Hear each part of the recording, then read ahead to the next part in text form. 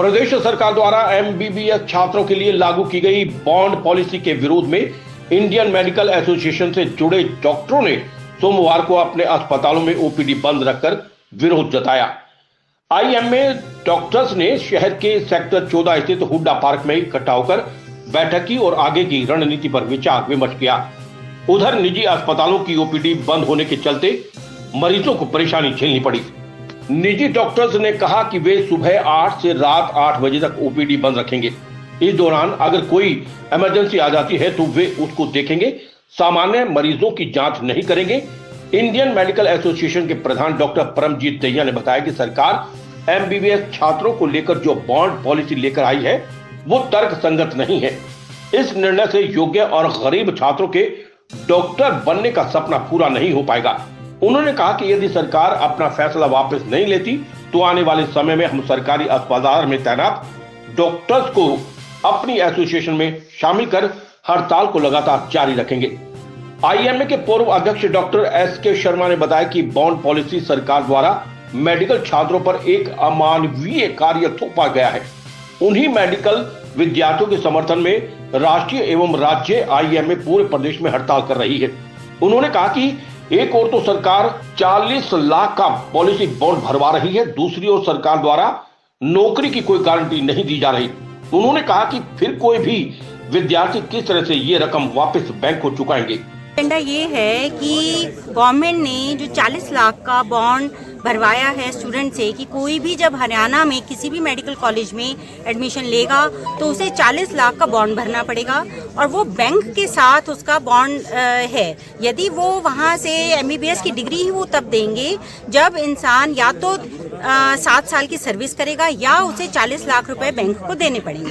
अब स्टूडेंट्स ने ये कहा कि या तो हमें 3 महीने के अंदर अंदर नौकरी दे दो तो हम आपके 40 लाख उस नौकरी में से दे सकते हैं, लेकिन वो उसके लिए भी तैयार नहीं है। तो गवर्नमेंट के पास ना तो नौकरियां हैं देने के लिए, यानी कि वो किसी प्राइवेट में जाएगा और उसको 50,000 मिलेंगे तो भी उसकी जो किस्त बैठ रही है वो 62,000 के आसपास बैठ रही है। मतलब ये है कि कुल मिला के ये लोग निजीकरण कर रहे हैं एक तरीके से। पैसा जो आम पब्लिक जो मेहनत करके स्टूडेंट्स जा रहे हैं उसके बावजूद भी उन्हें 40 लाख रुपया खर्चा कर ही एमबीबीएस की डिग्री मिलेगी। तो ये बहुत बड़ा क्योस है और मेडिकल फ्रेटर्निटी के लिए आने वाले समय में ये जो है ये मेडिकल फ्रेटर्निटी को, उसकी क्वालिटी को बिल्कुल बर्बाद कर देगा। और इसी के विरोध में आज हम सब यहाँ इकट्ठे हुए हैं और ताकि हमारी जो सर्विसेज हैं वो आम लोगों तक उतने ही इंटेलिजेंट बच्चों के द्वारा पहुँच पाए फ्यूचर में। और इसीलिए हम ये चाहते हैं कि ये बॉन्ड तुरंत बिल्कुल अभी के अभी गवर्नमेंट को समझना चाहिए और ख़त्म करना चाहिए। रूप से बंद की है और इमरजेंसी इसलिए कि एकदम से हम मरीजों को बिना आगाह करे इमरजेंसी सर्विसेज बंद नहीं कर सकते और इंसानियत के तौर पे भी हमको आगे आना ही पड़ता है डॉक्टर्स को सबसे पहले। पर भविष्य में अगर और कठोर कदम उठाने पड़े जैसे इमरजेंसी बंद करना तो वो हम एकदम नहीं कर पाएंगे।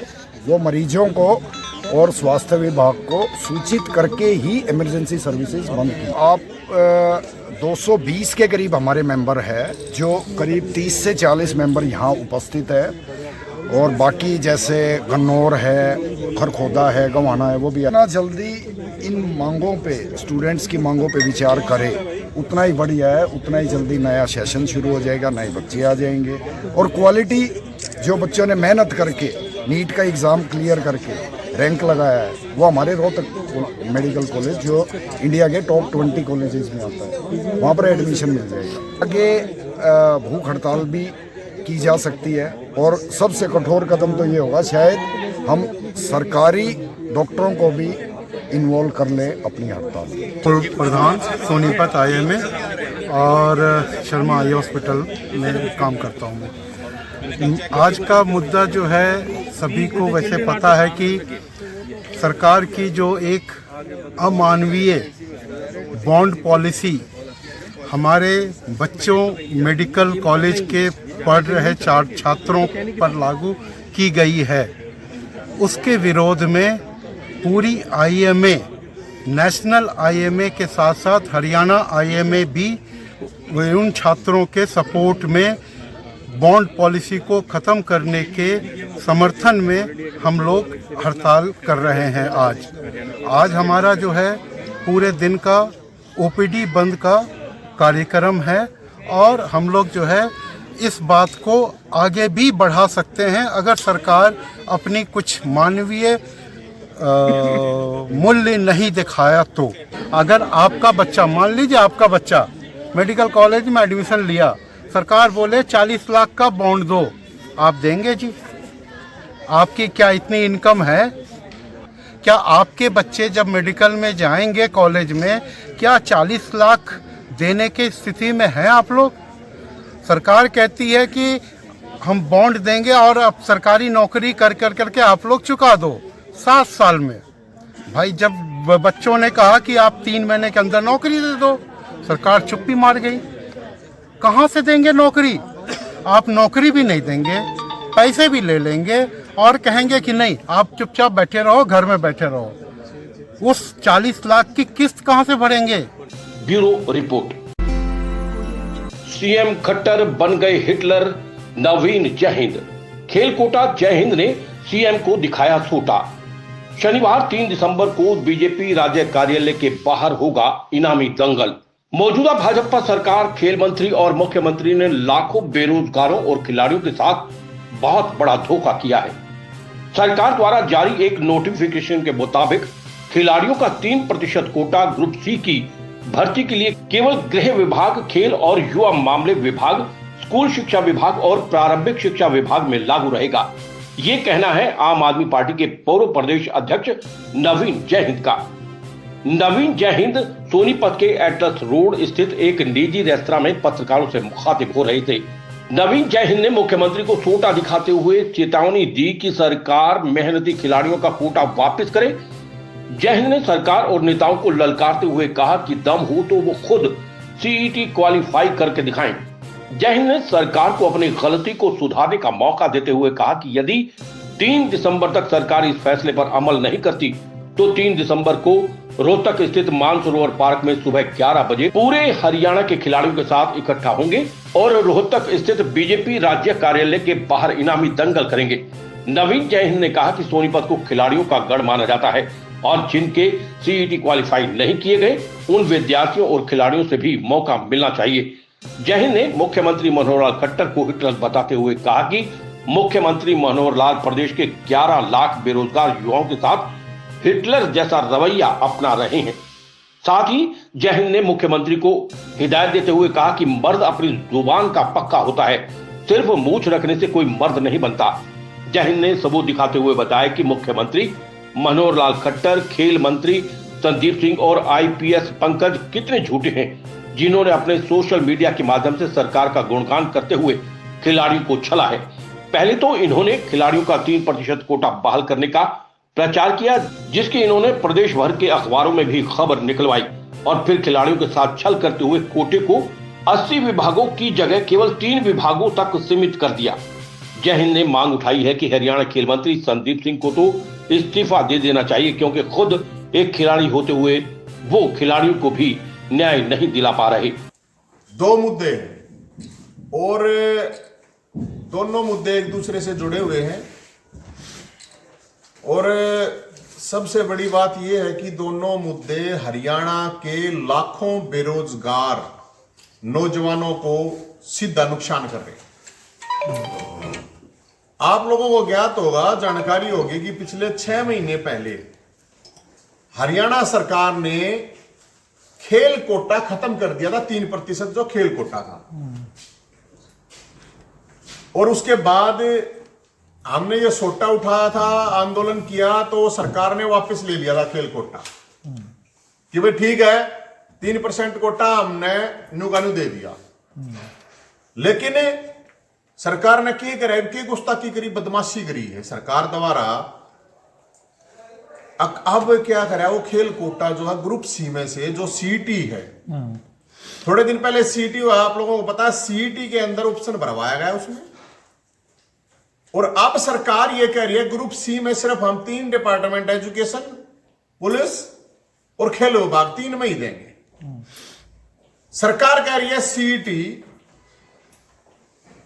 पूरे हरियाणा के अंदर कई लाख बालका ने जो पेपर दिया सरकार कह रही है कि सीईटी के द्वारा जो भर्ती होंगी, जो सरकार खुद नहीं कह रही है कि हम 50,000 भर्ती करेंगे, वो 50,000 भर्ती में 3% लगा लो आप, कितने 1700 के करीब खिलाड़ियों का काम तमाम कर दिया इन्होंने।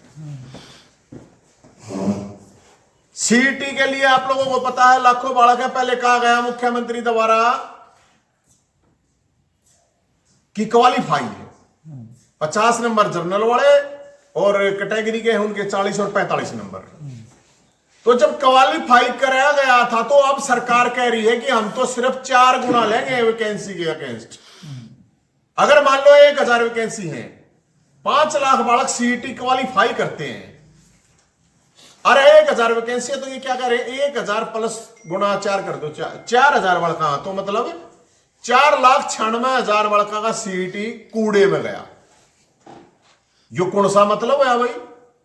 अरे जब क्वालिफाई कर रखा है तो क्वालिफाई का मतलब तो क्वालिफाई है भाई। अगली कोई भी वैकेंसी आएगी तो उसमें सबने मौका मिलना चाहिए टेस्ट देने का। फायदा क्या होया इस चीज का? क्या फायदा होया भाई? इतने लाखों बालका ने, पहली बात तो 3 साल तक धक्के खवाते रहे, लोग आए खवाते रहे, ईब जाके सीईटी इन्होंने एग्जाम लिया, ग्रुप सी का बी का लिया। अभी हमने तो डॉक्टरों को भी कही थी, या सरकार अगर कटोरा उठाकर रुपये मांगने लग जा तो शायद हो सके है सरकार, क्योंकि यही तो कह रही है मेरे पास पैसे नहीं है, सरकार के पास है, सरकार के पास पैसे नहीं है तो भाई अपना कटोरा ले ले, क्या प्रॉब्लम है? अरे इनके लिए कोई मरोजियो कोई फर्क नहीं पड़ता है। इतने दिन से डॉक्टर स्ट्राइक पे बैठे हैं, कौन लाओगा 40 लाख रुपए? कितने लाओगा भाई? अरे सरकार इतना तो कर सके है, इतनी तो कम से कम अरेंजमेंट कर सके है।